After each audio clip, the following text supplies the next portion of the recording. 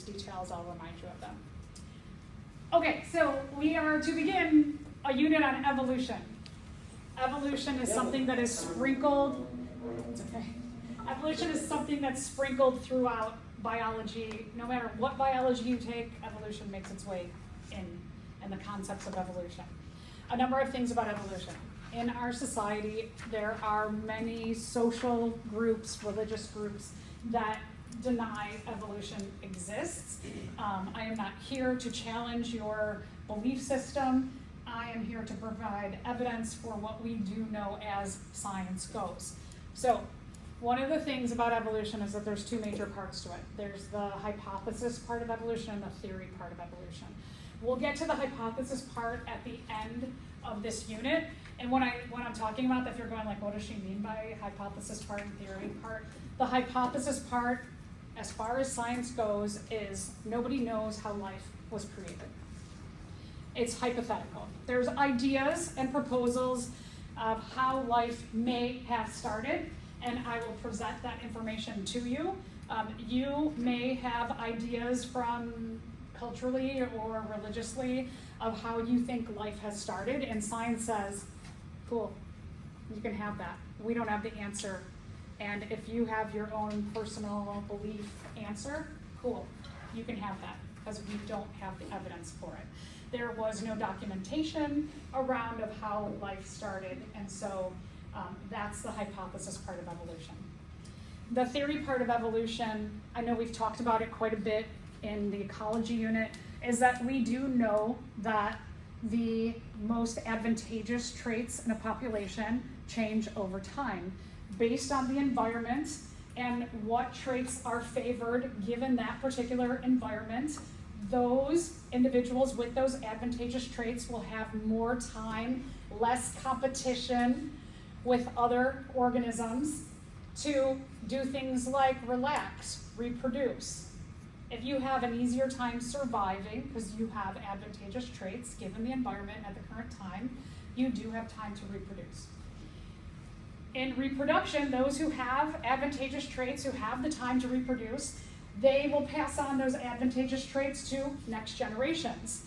And what we will also see is that, generally speaking, females will look at males in the population who have advantageous traits and say, that's advantageous trait, it is sexy, we might label it as sexy as humans, but is good.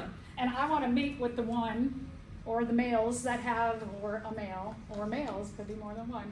I want to mate with a male who has an advantageous trait, or traits, because then my offspring will also have an easier time surviving, just like that male does. And so that, just logically speaking, that females who see and mate with males who have advantageous traits, those males will be more popular in terms of mating, and we'll see a higher percentage of those traits over time. That's what we know. We know that. It hopefully makes logical sense to you. So let's talk about some backgrounds in evolution. Another thing to mention, if you're somebody who did not do great on your exam, you should probably not have your phone out during lecture. It should be away. It shouldn't even be on the desktop at all. I will say that one of the greatest things about going to community college is that your professors, our job is to learn how to teach you better. And we, in general, the people that I know and are more friendly with on campus, they do spend a lot of time reflecting on improvements that they can make in teaching their classes, and so we are pretty decent at what we do. So you're paying for that expertise. Definitely take advantage of when you're in class, check in, be mindful, put that phone away. Certainly if you have like somebody who might get a hold of you for a certain reason, you have a loved one who's in the hospital and you need to like be on call, have your phone out. But in general, try and keep those phones away even during classes. Okay, so again, soapbox. Ideas about evolution, we have documentation of ideas about evolution back 2,500 years ago. So when we started like actually seeing data about evolution, it was, quite a bit of time ago. This is one of the things that the philosophers talked about, is they talked about why do certain species exist, and why do we have species that look like each other but they're quite different? Why is that? And all of these ideas about when did life start and how did it start, and all these things surround evolution. So when we think about philosophy wasn't just about like cultural things, it was about science too. Anaximander had documented that he believed that life started very simple and eventually became more complex. He also believed, based on just doing kind of like research and observations, he believed that life started in water. And these are two major principles that we know are true today. Aristotle, one of the famous philosophers, had some good ideas and bad ideas. So let's talk about first what he called the fixed organisms. Aristotle thought that organisms were put on the earth in a certain form, and they never changed, and they stayed the same. And so we know that's not true just in looking at human evolution. If we go back, 3 million years, we were short, and we were very hairy, and we had really big snouts, and we were much different. We had long arms and short legs, and we weren't proportionate like we are today. We know that in humans, as the environment changed, our characteristics that were advantageous were chosen and then eventually changed over time with those choices. He proposed what's called a ladder of nature, and this is another thing that Aristotle thought, that in those fixed species there was also a hierarchy of who was the most perfect organism. And look who's at top, humans. I mean, humans have been around for, like in our form, maybe like 6 million years.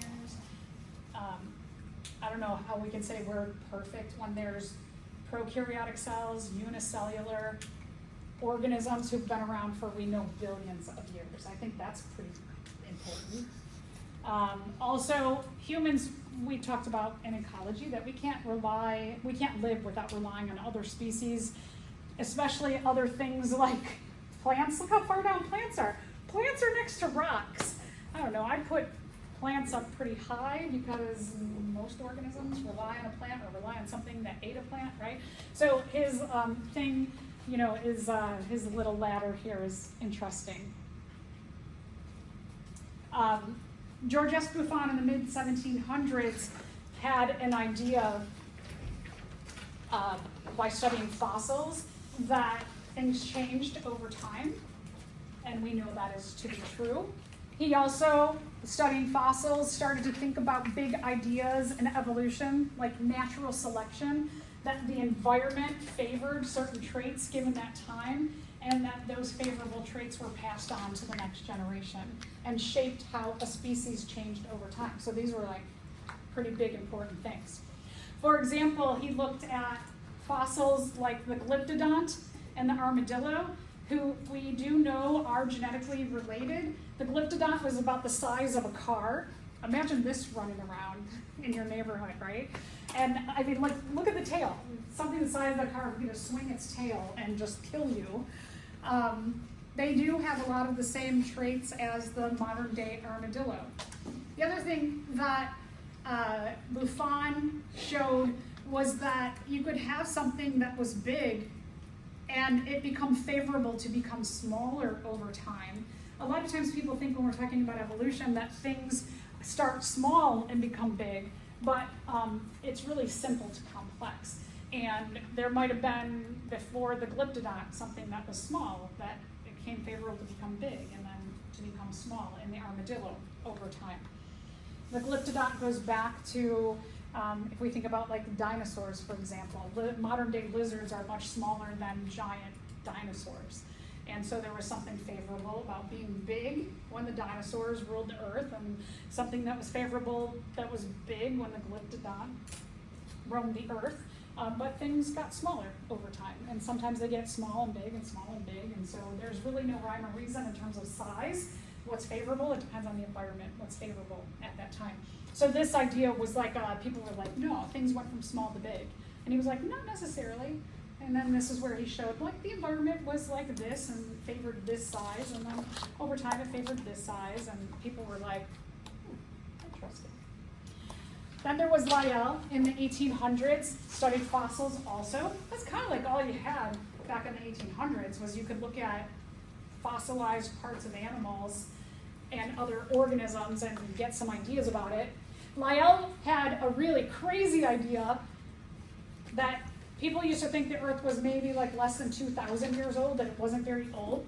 And Lyell said, based on looking at fossils, I think the Earth's like 6,000 years old.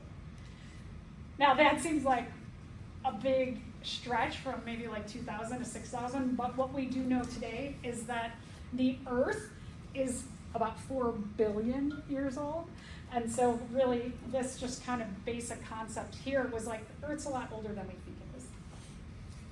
And then there is Jean-Baptiste Lamarck back in the late 1700s, early 1800s, had the idea of adaptation. Took some of those ideas about the environment's influence on what traits were favorable or advantageous will shape what the population looks like over time, and he gave that a name. He said, this is what I'm going to call adaptation, that the species are adapting to the environment, but it's kind of like the genetics are there, and then the females are choosing the best males. And so this whole idea is not just like, I'm going to adapt. Like if we get a big flood, I can't just poof, I can't adapt and just have like gills to swim better, right? Whoever's the strongest swimmer of humans will probably do better than those that don't. So the idea of adaptation, again, doesn't mean like poof, I can change as an individual, but it's as a population, what's the advantageous traits, and how does that population adapt to the given environment? All right, Lamarck also had some weird ideas. I think a lot of these early scientists and philosophers had good and bad ideas. Lamarck also proposed the inheritance of acquired characteristics. So let's think about what these words mean. When you see inheritance, it means that it's genetically based, that it's heritable. Right in here, we have the term heritable. Heritable means that there is something that can be passed on from parent to offspring, and we know that heritable traits are found in our DNA. Acquired means you get it from somewhere else, and a characteristic is like how you look, how you act, or your internal physiology. And so can we acquire heritable traits or characteristics? Can I go out and like buy myself some gills? No, I can't do that, right? I can't go out and I can't find a nice fish for my child to mate with.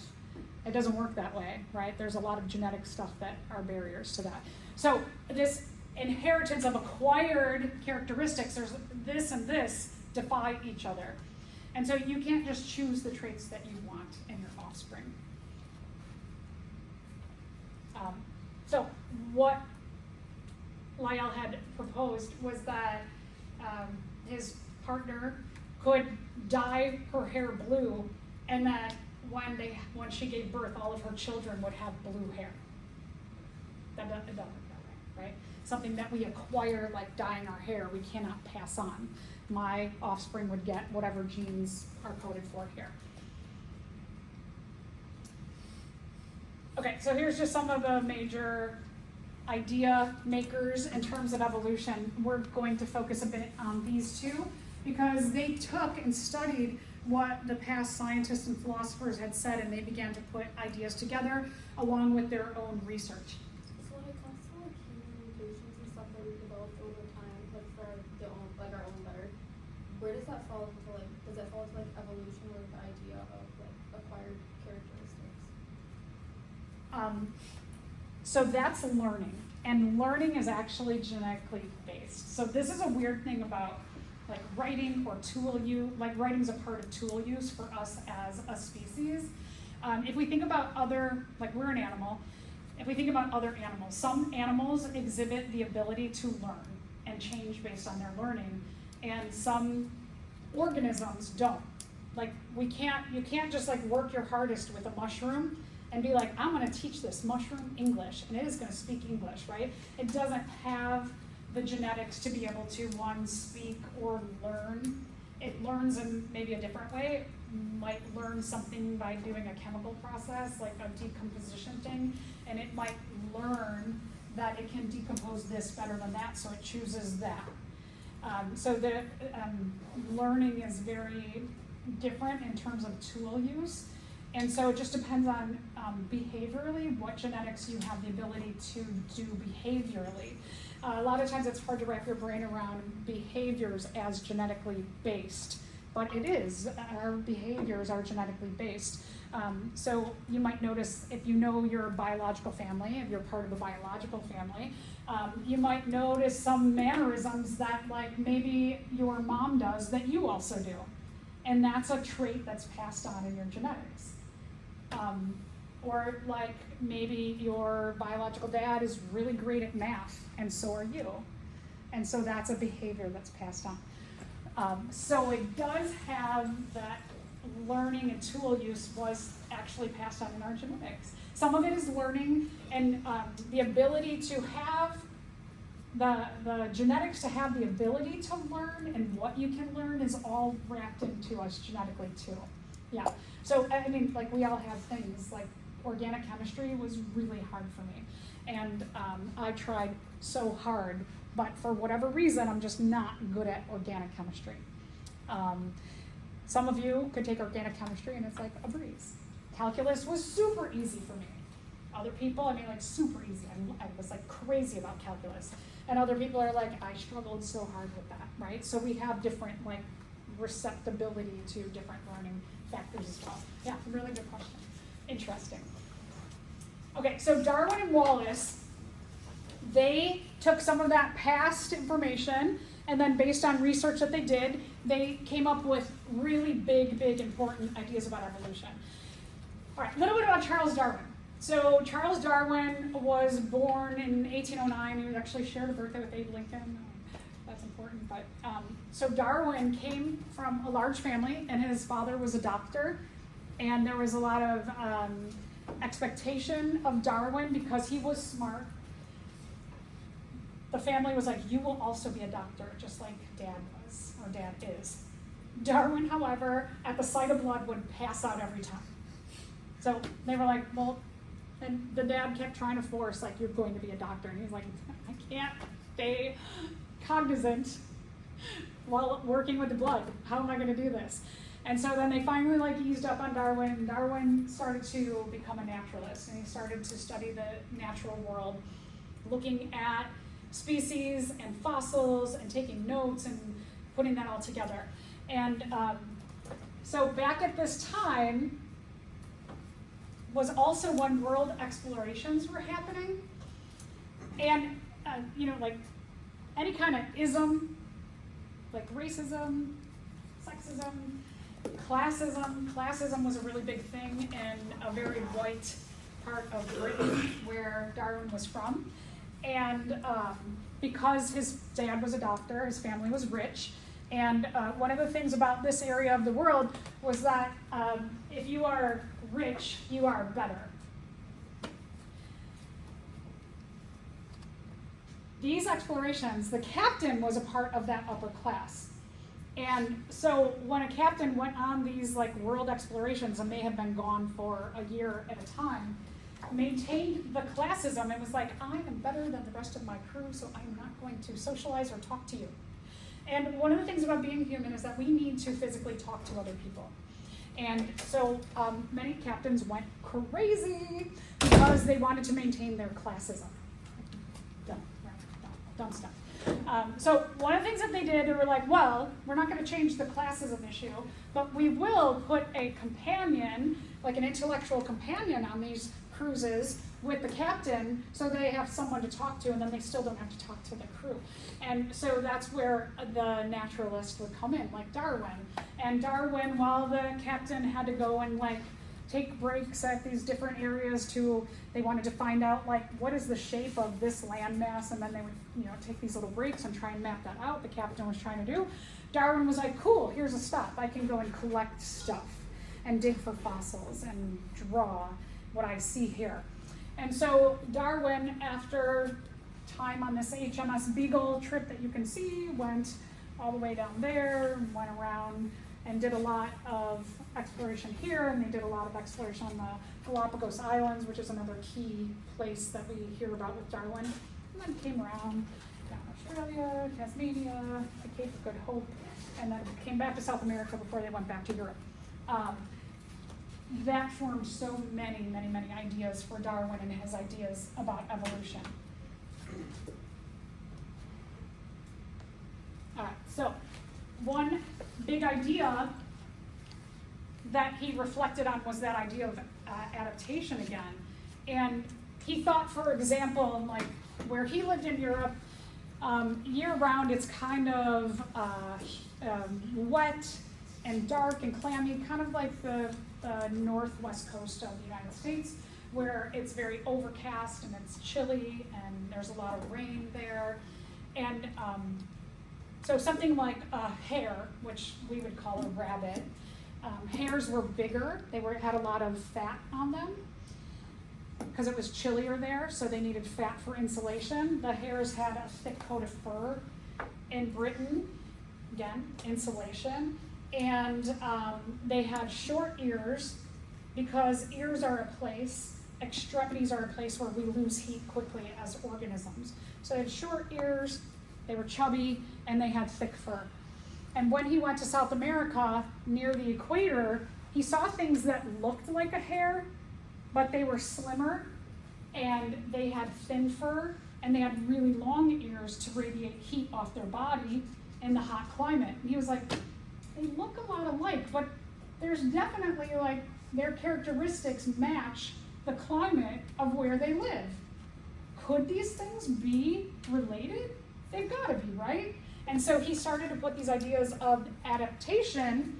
Those with the best traits had an easier time surviving, thus passing on those traits to the next generation, and the populations in different areas would change based on the environment.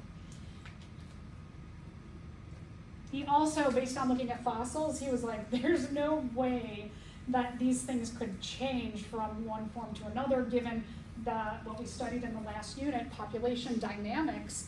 There's no way those things can happen so quickly, especially for more longer-lived species that have longer generation times. It would probably take a long time for a population to really go from being like something like the Glyptodont, really big, to an armadillo, really small.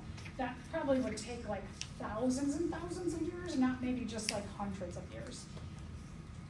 So fossils were a big thing that he studied, and he got a lot of information from fossils. Fossils are rocks that can be dated.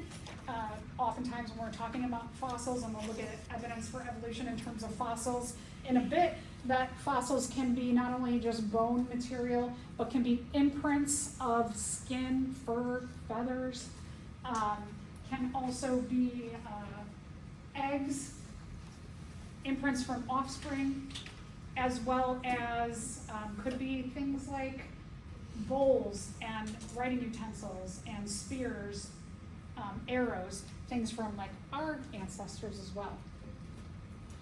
They did end up spending a lot of time on the Galapagos Islands. So here we have a chain of islands that are at the equator, that are off the coast of South America.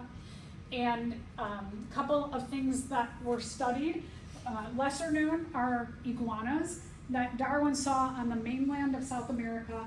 There was this slim, bright green kind of reptile that looked very similar to this marine iguana. Marine iguana lives in salt water. This lives on land. This lives mostly like in and out of salt water. This relies on fruits and vegetables, and this relies on algae in the ocean as their major food source. The other thing is that these are pretty slim, and especially their head is pretty slim. They have a big throat pouch for carrying a lot of food. You don't see that throat pouch on the marine iguana, and what you do see is a much bigger head, and the head has spikes, these big spikes that you don't see on the green iguana. So the marine iguanas, what Darwin observed was that the way that they got their algae food was to dive into the ocean and use those spikes on their head to scrape algae off rocks. And then they would grab the algae from the ocean. they'd also grab in mouthful of salt water, which then you don't really want to drink salt water. So they try to get as much of that salt out, but the algae has been sitting in salt, so it's kind of salty. And so they end up consuming a lot of salt. The reason why their head is so big is because their head is filled with mucus glands.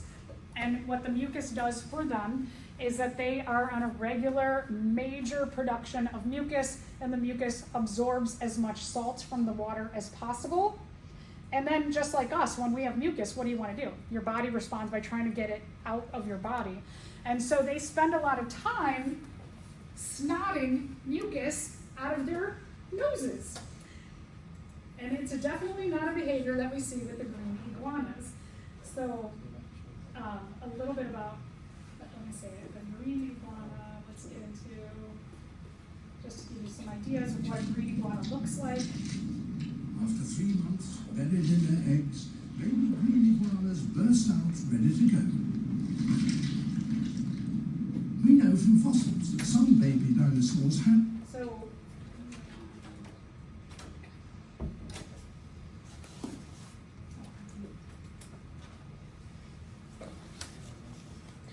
So this just gives you an idea of what a green iguana looks like. They're pretty slim, they're bright green in color. Some of the adaptations in terms of coloration is that they blend in really easily with leaves and bushes. And so they can, when they're eating fruits and vegetables and things, they can hide amongst the plants pretty easily. Now, the marine iguana.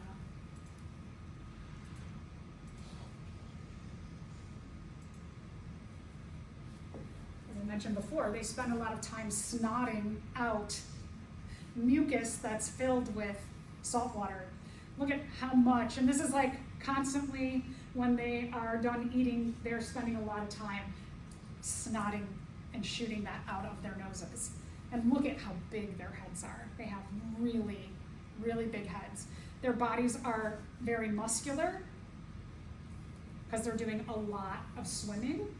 And the claws are super duper long because they're in the ocean where it's more turbulent. So a lot of very different specific adaptations to the environments that they live in. So that was one of the studies that Darwin did.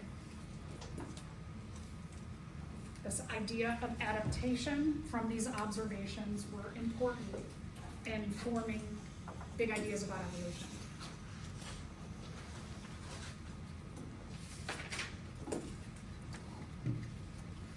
More famously known for Darwin are his studies about the finches. The finches are small birds that they're found kind of all over the world, but there are a lot of species, hundreds of different species of finches found in the Galapagos island chain, as well as when he first got to South America, as they went down around to the bottom of South America and then came up to the Galapagos. Darwin, every stop, noticed different kinds of these birds that looked very similar. And when they got to the Galapagos, what Darwin noticed was that each island had different food sources, and that the finch population or populations had beaks that matched to eating that particular kind of food available or food items available on each different island. So, for example, if you had a ground finch and they ate large seeds, they'd have a really big, thick beak. And if you have these small ground finches, they had a pointy beak for picking off seeds on cacti and avoiding the prickles or the spines of cactuses. The warbler finch ate a lot of insects, so it had a kind of a pointy beak, a pointy, strong beak. And then you have this vegetarian tree finch, and they have a thick beak with serrations, or up and down, kind of like a bread knife, how it's got more of those teeth on it. And their beak had the teeth marking, so they could more easily tear leaves that were thick. So all of these had an adaptation to the food source available on each of the different islands. So that's pretty famous in terms of what Darwin studied. And also Darwin was then like, well, not only do they have different adaptations based on the food available, but they just look like a lot of those birds that we saw on the mainland of South America as well.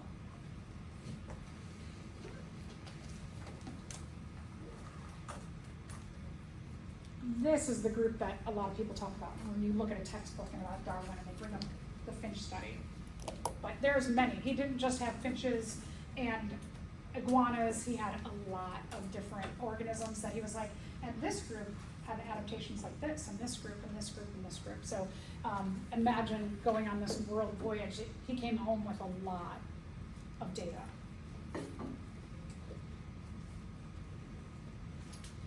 Okay, so this is really wild. Darwin comes home from his voyage and he, you know, like when you have a good idea and you go home and you're telling your family, you're like, I have this great idea, we can do this thing. And they're all like, and then the response is, don't you feel so deflated? You're like, oh man, this is a good idea. So Darwin came home from his voyage and he was like, I have all these great ideas about evolution. And everybody was like, no, dude, you're crazy. They literally thought he was crazy. And so Darwin, you know, like if the whole society is bullying you, he just went into his lab and he studied his stuff and he wrote a lot of books and filled a lot of books with drawings and information about what he found. And he was quiet. About 10 years later, this guy, this younger scientist who also did explorations, 16 years later, just wrote a paper and have all the same ideas, like similar ideas to Darwin. And society was like, these are good ideas. And Darwin was like, come on. 16 years ago I said this stuff, but for whatever reason, people talking and things change, and people were more susceptible to ideas about evolution 16 years later. So then Darwin comes out of the lab and is like, hey, Wallace, can we talk? And then they got together, and together they started to present at conferences what Darwin found and Wallace found, and how and why all of this data that they collected was similar, and why we have these big ideas about evolution. All right, so things that Darwin and Wallace both documented. So when Darwin got together with Wallace, was like, do you think that evolution is driven by natural selection, that nature selects for those with the most advantageous traits, and if you're selected for, you have an easier time surviving, and if you have an easier time surviving, you have more time to reproduce, and then over time we see that population has the better characteristics in the offspring, and we see changes in the population. And they're like, yeah, cool.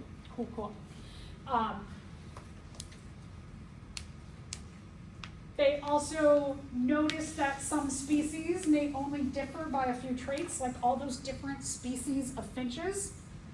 That one of the biggest things that they differed in, like the body size and shape, were pretty much the same, but the beak was very, very specific to the food they were eating. So sometimes between one species and a different species, there weren't many traits that were different, but they were very specific to the environment. They also talked about how the environment would very specifically, and we talked about this in the last unit, would guide the shape and size of a population in an area over time, and that we know that the environment plays this huge environmental resistance to biotic potential. And so they were both like, yeah, that we know that environmental resistance has a huge effect, or is natural selection. So, 1958, they present these papers, this big paper together, and the world is ready to acknowledge that species change over time. And before this, everybody was like, again, like maybe there's this like ladder of perfection.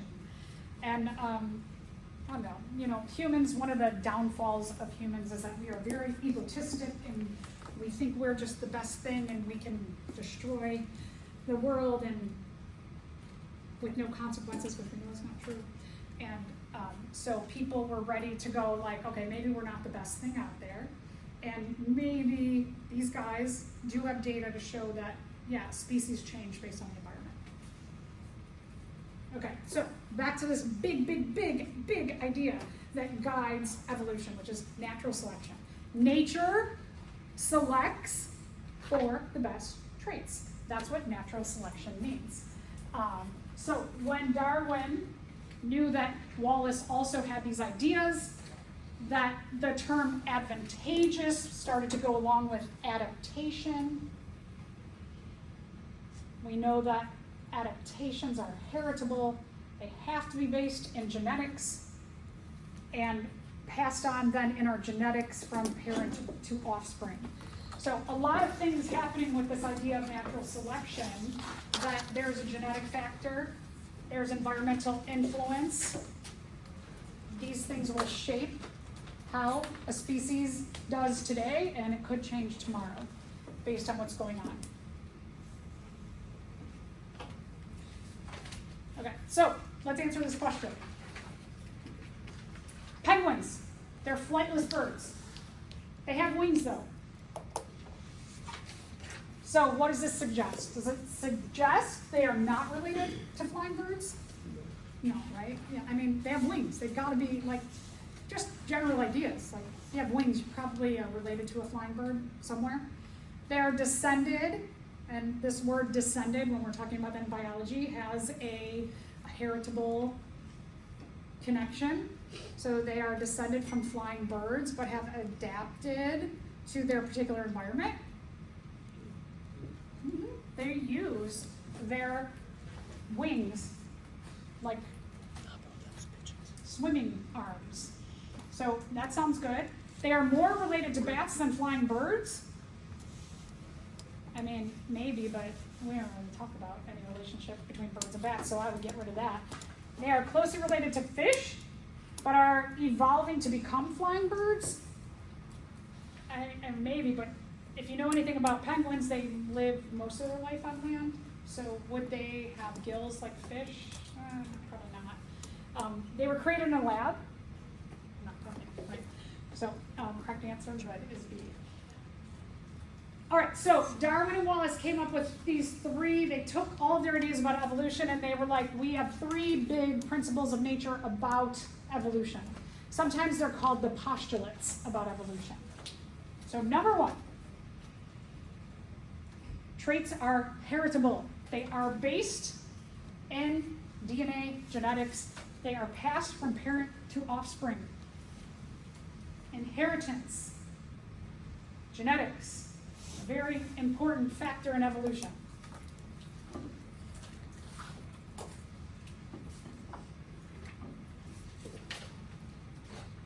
They didn't call it relationship to DNA and genetics back then because we didn't know anything about DNA yet. That came in the 1930s, 40s. But at least they could say, yeah, the parents have this trait and the offspring have this trait. So they could say that instead of saying DNA and genetics. All right, principle 2. This is part of idea 1. This is about if you have advantageous traits, you will have an easier time surviving and you will have time to reproduce. So, for example, if you, all day, you're just like, you get up in the morning and your alarm doesn't go off and you have to go to class and you're like, shoot, I gotta run. You don't grab any food. You forget your wallet and your phone. And you're like, okay, I just gotta go. I have no way all day to buy anything to eat. So you go through your classes and right after class, you gotta go to work. And you go to work and again, you don't have any way to buy food. And you get home at 11 o'clock at night, you haven't eaten all day. Is the first thing on your mind, I want to have sex? What is the first thing on your mind?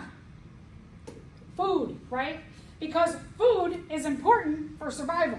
And so our brains, after not eating for, let's say, more than 14 hours, that your brain is like, food, food, food, food, food, food, food. When you are hungry, your brain is like survival mode, get food, not get sex.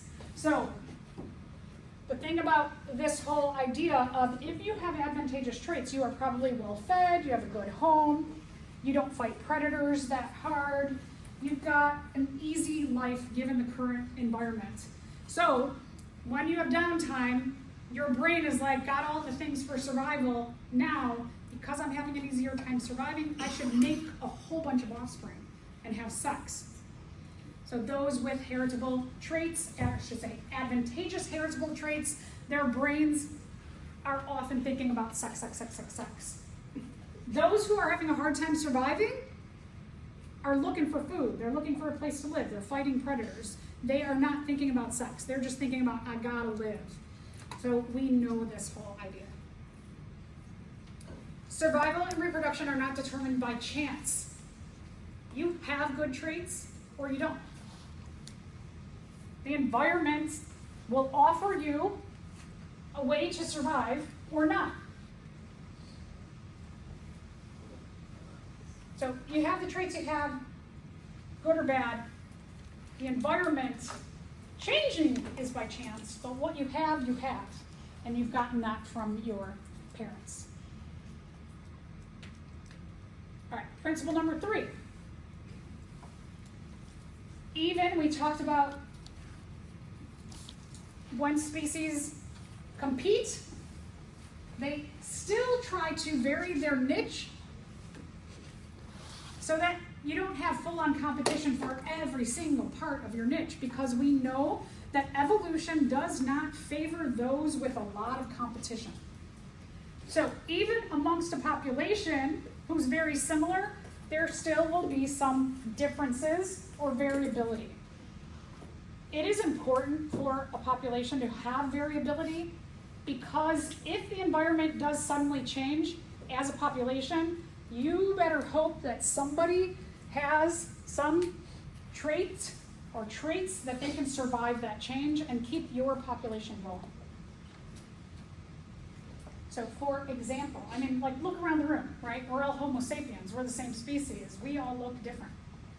We have similarities, right? We all got a nose and a mouth and eyes and hair, but we all look very different in those traits. Just like other species, like this is the same species of snail. That you can see that this species of snail has a variety of colors, patterns. Just look at the spiraling on each of them. Look at the difference between this one and this one. Now these are both cream and white, but this one has like one major spiral. This one's got a few. Look at this one. This one's got black spirals and white spirals and yellow spirals. This one's got a lot of spirals. This one doesn't. So there's a lot of different variants in one population, and that's good. All right, so what's evolution? Evolution is a theory that says organisms are descended from one another. Parents have offspring. And organisms are modified over time. We know that's not just like, poof, I can have gills because I want to go swimming and stay underwater a long time. I get what I get from my parents, but the environment will dictate whether I have traits that are good right now or bad right now. The proportions of what traits are higher in a population will relate to what traits are favored for survival in that species. If a trait's not really favored, you're not going to see a high percentage in that population. But this can change over time when the environment changes. Okay, so let's talk about theory. I put in parentheses or quotations, fact, because as far as scientists go, nothing is a fact. That there are ideas that are supported by a lot of data, by a lot of people, and given the current technology, that idea, everybody's like, cool, that's good. What science says is that, well, maybe we get new technology and then that fact changes. So when we're talking about a theory or a principle or a law, those all have a similar meaning is that based on the current technology, nobody can disprove this idea. So when we're talking about theory, law, principle, what we mean is that you have data that supports that idea. There's a lot of data. Kind of like the whole scientific community is like, yeah, there's tons of data that supports this idea. The theory part of evolution, as we have been saying, is that genetics will determine what traits you have. The environment will determine whether those traits are advantageous or not. The percentages of advantageous traits can change over time if the environment changes. And so we have a lot of just kind of big things wrapped together in this idea of evolution. We have a lot of data that supports these big ideas about evolution. Again, when we look at what is evolution, is there any mention in the theory portion of evolution how or who or why life started? No. So we don't have evidence for that. So just again to clarify. Okay, so we got tons and tons and tons of data to support the idea, heritability, advantageous traits, environment influences, who survives better and doesn't given the current time.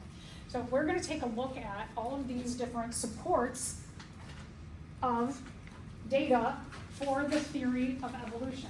And that's what our lab is going to focus on, Lab 21. So it's a pretty cool lab where you'll get to go and look at different fossils and see the similarities and the differences and think about why an animal looks like this and why another animal looks like that and why they're similar and why they're distinctly different. So we will check all these out. Okay, so fossils. We talked a bit about fossils and how some of the early scientists and philosophers started their ideas about evolution by looking at rocks that can be dated, but those rocks can be a variety of, and we'll get into what things they can be. Fossils can show us a progression of how a species changed advantageous traits over time given the environment.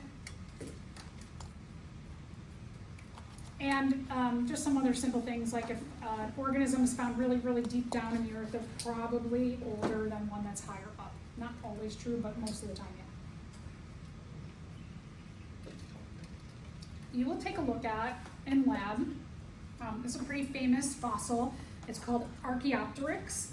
Archaeopteryx was a transition animal that showed both reptilian traits and bird traits. And it was a dinosaur that had shown this is where the reptiles started to go off in their own direction and birds went off in their own direction, and it retained some of both traits. Given where it lived, it was beneficial to be kind of bird-like and kind of reptile-like, as opposed to being just reptile and just bird. Okay, other things as I mentioned before. Fossils are not just about the bones, but fossils can be, you can look at like eggs and offspring that are left over. Even you can look at, they call this coprolites, which is pieces of poop, fossilized pieces of poop. And you can dig through them and you can see what did they eat. Much like what we did with the owl pellet, right? We dug through them, we're like, what did they eat? So we can do that with fossilized feces as well.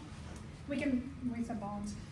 The footprint, so this bone structure is much different than when you put the flesh and muscle and all of the soft tissue on there. So like when you go to the Field Museum and you take a look at one of the dinosaurs that they have, and it has all the skin and stuff, they get these ideas from, they start to build out what it might look like based on like why is the foot that big and the bones are only that big? Because they saw a footprint that was that big. And then also like skin impressions. What did the skin look like? Will give us an idea. That's why often dinosaurs, you look at different books and like one might have this one hot pink. And then this book says it's greenish brown and another one says it's blue. Because we don't know what colors unless we have fossils to show that. Also, how deep something is in the earth often will show us how old it is. We can also date different layers of the earth to get an idea of how old something is. Was there water there? Like these were in water. So this was a water area, and then there was land area, and then more land up here. All right, so we can look at fossils. We look at a lot of cool fossils today. Comparative anatomy. We can look at specific body parts and see in a group of species, why is that body part different depending on the environment they live in? So that question about the penguin, that a penguin has a certain kind of wing that's more like a fin, whereas birds have a totally, like, not bird, flying birds have a very, very different structure to their wing.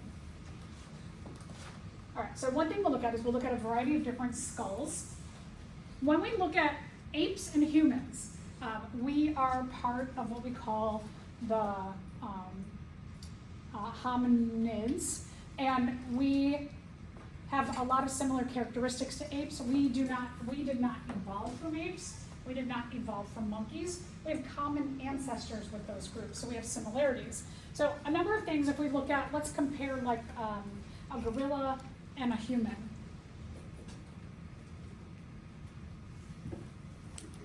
This is the jaw. These are the teeth of a gorilla. These are the teeth of a human.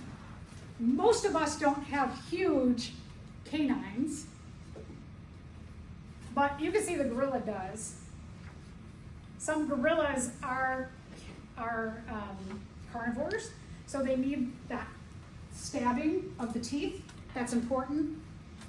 I'm pretty sure none of you got up this morning, ran outside, chased down a squirrel and bit into them, right? We're not eating live, we're not chasing and predating live animals, so we have much different tooth structure. We can also tell that we are both omnivores and that we have tearing teeth and we have crushing teeth. Same here. So we can tell a lot about the teeth. Let's take a look at the size of the jaw. Because we don't have to go and like bite the head off of a squirrel anymore, we have a much smaller jaw, whereas biting something and ripping, you're gonna need a very strong jaw. Our face is flat because of that, because we don't have that giant jaw anymore, whereas the gorilla has, we call that a snout, but their face is like this. If you feel above your eyes where your eyebrows are, there's a little tiny bit of a ridge, but with gorillas, because they are ripping and tearing, that ridge can help protect their eyes from like a fight with their prey. So that helps them to protect their eyes, but we don't need that. So we have just a little bump there now.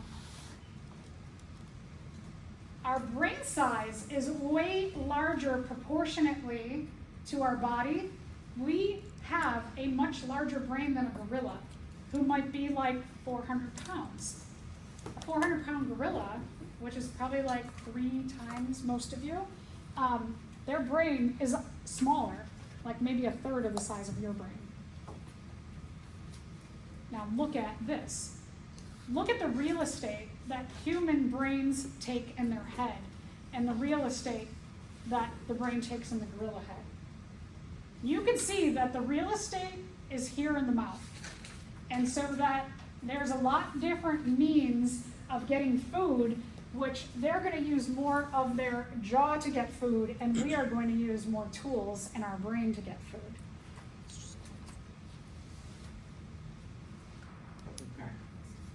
Limb structure. So when we take a look at related organisms, we can see traits that are similar.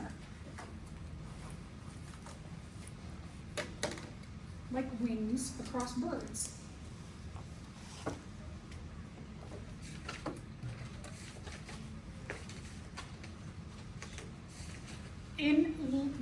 Okay, let me get to terms. Okay, so let's talk about homologous structures.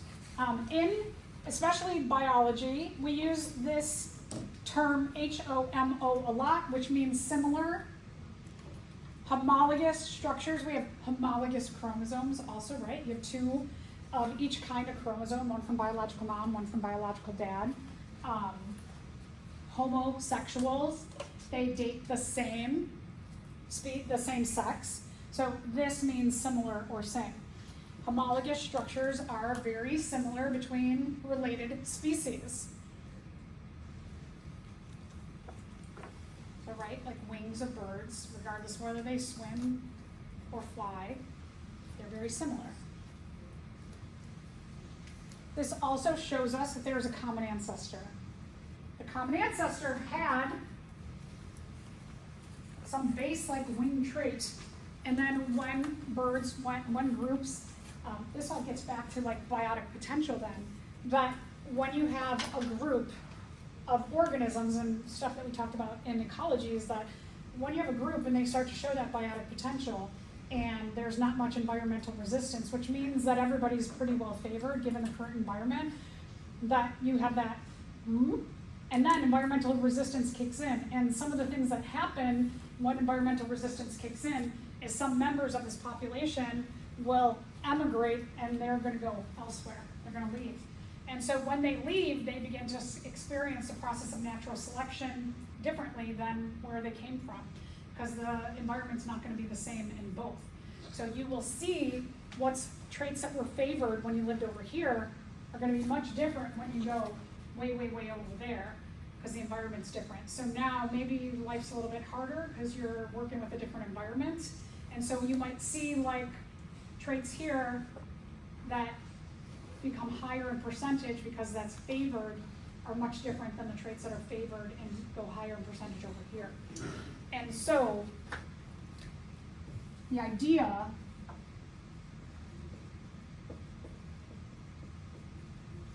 of having a common ancestor and changes over time based on environments is just like when that biotic potential starts to hit that environmental resistance, you're going to start to get emigrants, and they're going to start to, the favorability of traits is going to change over time. So just thinking about like, we're going to explore the forelimbs of vertebrates, and we have, if we just kind of like generally think about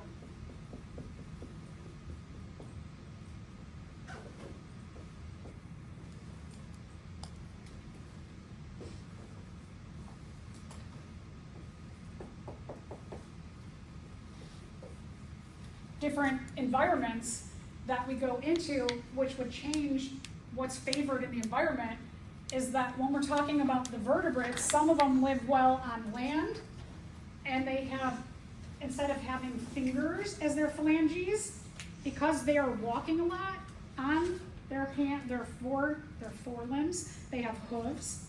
And if you live in a tree, you might have like really good grasping. You might have like claws instead of nails, like more, your nails are more claw-like. And if you live in the sky, your forelimbs are going to be more wing-like. And if you live in water, they're going to be more fin-like. And so we definitely see that from the vertebrates, for example, we had a common ancestor who had a forelimb that contained a humerus, a radius and ulna, carpals, metacarpals, and phalanges, but these all manifest themselves differently based on where the different groups went to. So, forelimbs. And you have a picture of a variety of different vertebrates, both living and fossilized or in the past, of their forelimbs, and just so you can think about why these bone structures changed from what the common ancestor just generically had.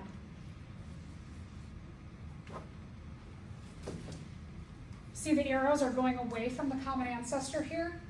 When the arrows go away, we call this divergent evolution. They are going away or diverging from the traits the common ancestor had. So homologous structures show divergent evolution. We're going to explore a lot of this in lab today. You're going to look at 6 different vertebrates, including humans, and see what do their humerus, the radius and ulna, carpals, metacarpals, and phalanges look like. Vestigial structures. Vestigial or vestigial, however you want to call it. I learned it as vestigial, so that's what I say. These do show a relationship to the common ancestor, but maybe in your environment, they don't help you either way. They don't hurt you, they don't help you. So they show that common ancestor relationship, they show that divergent evolution, but you don't need this trait. And so it's probably diminishing over time, or it's not really selected for over time. Some whales have pelvic bones. What do we use pelvic bones for? For legs, right? So do whales have legs? Probably over, like, you go back, that what that means is that whales are related to something that lived on land. So early evolution said that we came from water, which we do know that our common ancestor back came from water, and then we went to land, and then like whales, as they went on this path with the vertebrates, because they are a vertebrate, go to land, and then they go back to the water. So here's kind of an interesting thing where they didn't necessarily, the group of whales didn't start in water, but they went with the land thing and then they went back into the water. Other vestigial traits. So anyway, it was selected for whales to not have legs. So if you're a female whale and your choice is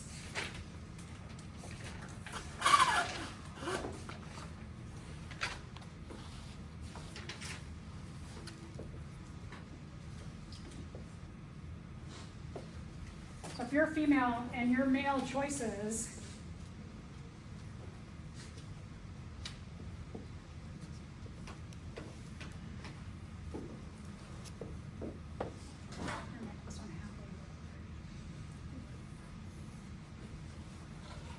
I'm very good at drawing. So you're a female and your choices are these two guys here. And this one swims really, really fast because it's hydrodynamic. The water just flows over the shape of the body. And this one doesn't swim as fast because it's got these legs that are like dragging and slowing it down. If you're a female, who are you going to choose as your mate? Right? You're going to go with this one here. So when there was a mutation, and we'll talk about mutations, which lead to traits. When there was a mutation for no legs, just by chance, popped up. A mistake happened and whales, by chance, started to evolve without legs, that this was a favorable trait over the old trait here. That's it. Other vestigial traits. These are more leg things and hips. As I mentioned, hips are for legs. We have legs. A salamander, they have legs. Some whales, they show remnants of their hip bones. So when they die and they dissect them, or when indigenous populations use whale blubber for food and for light sources and energy sources, they might come up and be like, what is this bone about? It's a hip bone. Some, like the boa constrictor, they still show a hip bone. Some whales, some snakes don't even show the hip bone anymore. It's evolved away. Our wisdom teeth, do any of you have no wisdom teeth? Ooh. Anyone else? Very evolved, very highly evolved. Having wisdom teeth for, like, back when we used to chase things down and bite the heads off of stuff, we needed more teeth. Now we don't do that, right? So we use our brain to catch our food. And the evolution of the size of our jaw became smaller much faster than the teeth, the amount of teeth we had. So for the size of our jaw, when the wisdom teeth come in around this time of your life, what can happen is that when they come up, they can push all of your teeth forward. And our teeth, some of the modern things we know about, one is cosmetically, right? It can alter the way your teeth look. But our teeth health and the straightness of our teeth leads to actually better health. So we used to do braces and things just because it looks nicer, but there's actually a lot of research that says straighter teeth capture less bacteria, less bad bacteria, lead to less diseases. A lot of this has to do with now our microbiome and the research that we know that the bacteria that you have in and on you, especially in your mouth, can determine whether and to the extent of different diseases you suffer from. So having straight teeth now is much better for our health because we capture less bad bacteria in our teeth. When your wisdom teeth come in, even if you had braces or you were just lucky enough to have perfect or pretty straight teeth, it can wreck that. It can make your teeth crooked again. So now we take out our wisdom teeth because it can mess up our health over time. For those of you who have no wisdom teeth, you are very highly devolved.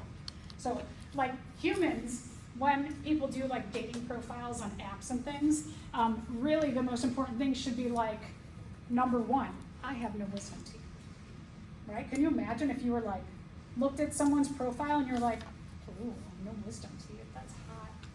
That should be the hot thing, right? Not like what people necessarily look like. Okay, let me just finish this one concept. Some unrelated species have similar characteristics, but they do not have a very common ancestor, a very recent common ancestor. So like birds who have bones and butterflies who do not have bones, both have wings. But their common ancestor, like this is about the vertebrates, butterflies don't fit into this. They have a common ancestor, we have a common ancestor somewhere way back with other animals, because birds and butterflies are other animals. So we don't have a, direct common ancestor. What we call this is we call this analogous structures. Structures among species who are not closely related might have similar structures, but they don't show a close common ancestor. So they don't show a close evolutionary relationship. Certainly, if you go back far enough, everything has a common ancestor to each other, but we're talking about like more current. Analogous, like an analogy, is like showing a similarity of two things that are different. Homologous means similar. Analogies do show similarity, but there are different things we're showing similarity between. So kind of trying to rectify analogous and homologous and the difference there. So they show convergent evolution. This is trippy. These two species are coming toward each other in terms of evolution. Would they eventually be able to mate together because of their similar traits? I mean, we won't be around. Anyway. All right, so as my example of like, I said a butterfly, could be a dragonfly and a bird. Sorry, I'm fast on that, convergent.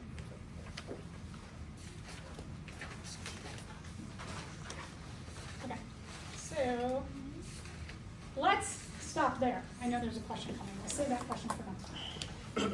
A lot of this will help you in lab today.